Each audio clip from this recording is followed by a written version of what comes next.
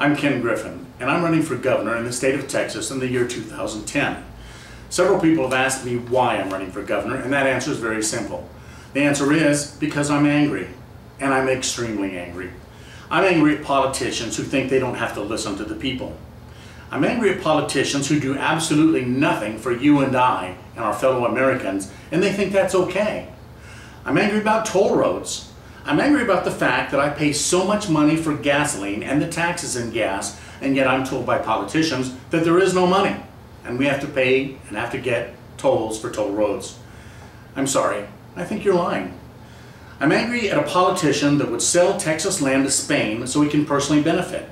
What right does he have to do that? How can he sell public lands for his own personal wealth and his own personal gain? I'm angry at high prices in the grocery store. I'm angry that over 4,000 Americans have lost their lives and died in Iraq.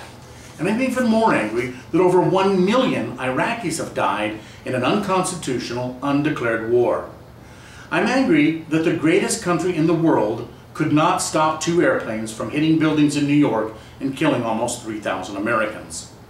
I'm angry that gas costs over $4 a gallon here and in the greatest and the most powerful country in the world, and yet the country of our supposed terrible enemy, Hugo Chavez of Venezuela, gas costs 12 cents a gallon. Why is that? How is that? Why isn't it that way in the United States? Is Hugo Chavez the smartest man in the world, or is he just a good leader? I'm angry at the intentional and the blatant devaluation of the dollar, and the fact that every time I go to the grocery store or the gas station, the prices have gone up. I'm angry that at the beginning of George Bush's term as president, I could buy a euro for 80 cents. And today, that same euro costs me $1.60, or twice as much. I'm angry at a president that could make the United States completely energy independent tomorrow if he wanted to, chooses not to do that. Instead, he chooses to continue letting the American people be raked over the coals by OPEC by higher and higher and higher energy prices. And why does he do that? Profit. Profit for himself and profit for his corporate friends. I'm angry about an income tax system that not only charges me more money for my success in business, but also charges me a higher percentage rate of that tax with the more successful I become. The more successful I become, the higher the tax? Is that right? I don't think so. I'm angry that I can never own a house in the United States. I'm angry that no matter how well I do at paying the bank for my house, if I get it paid off, I will forever have to pay the federal government property taxes, or they'll come and they'll take my house away from me. It won't be mine. And if I die and leave the house to my son, he too will have to pay the death tax or sell the property. That's wrong. I'm angry and insulted when a senior citizen who's worked all his life for his house and in retirement is thrown out of his own home because he cannot pay the taxes on it. That's both wrong and immoral. And last but not least, I'm angry at politicians who lie to me and who continually violate their oath of office and fail to protect and defend the Constitution for the United States of America as they promised they would do.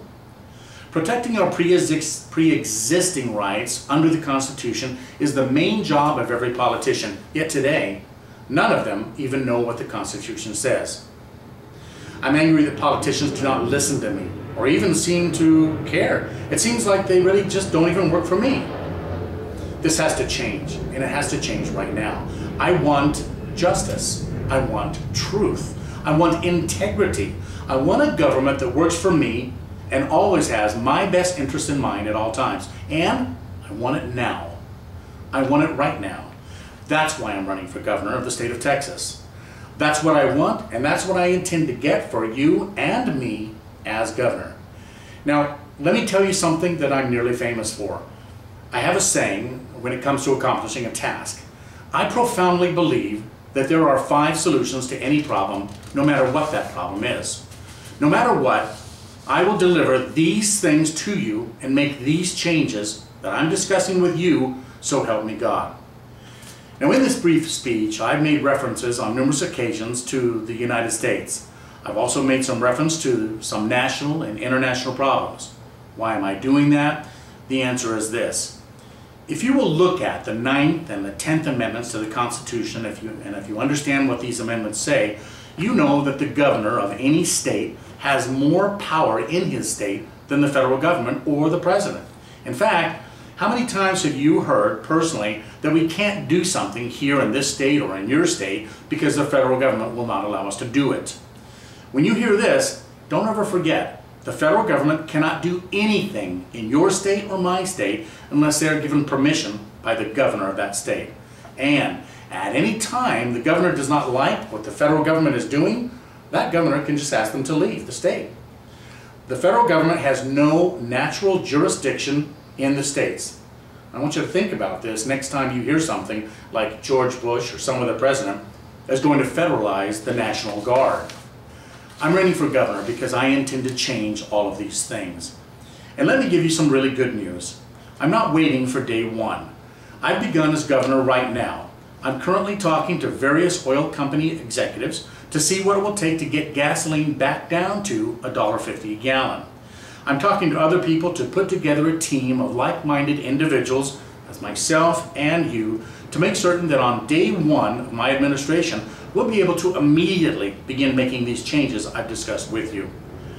I'm speaking to honest, hard-working Americans every single day to see if they want to help, and if they'll bring back all the rights and the freedoms of Texas and the rest of the United States to us now. This is happening now. We will do exactly what we say.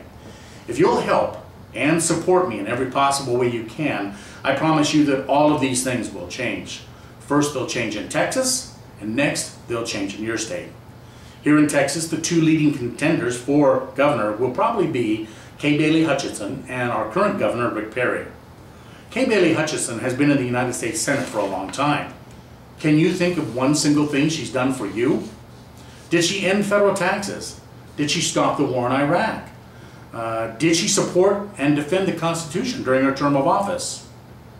No, she didn't do any of those things.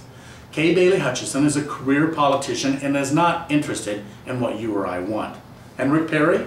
Well, of course, he sold our roads to Spain in a secret contract that he's taken legal action to keep the terms of that contract out of the hands of the public. Is that what you think the governor should do? These people are millionaires, or perhaps even multi-millionaire career politicians. They don't have your best interests in mind, and they don't have my best interests in mind. They're in office for themselves, and not for you and I. Beginning right now, I'm asking you for your support. And whether you know it or not, there are a lot of ways in which you can help this campaign and to restore freedom in the United States by helping elect me as the next governor of Texas. Go to the website at www.texasgovernor2010.com and click on Help Us. Help Us.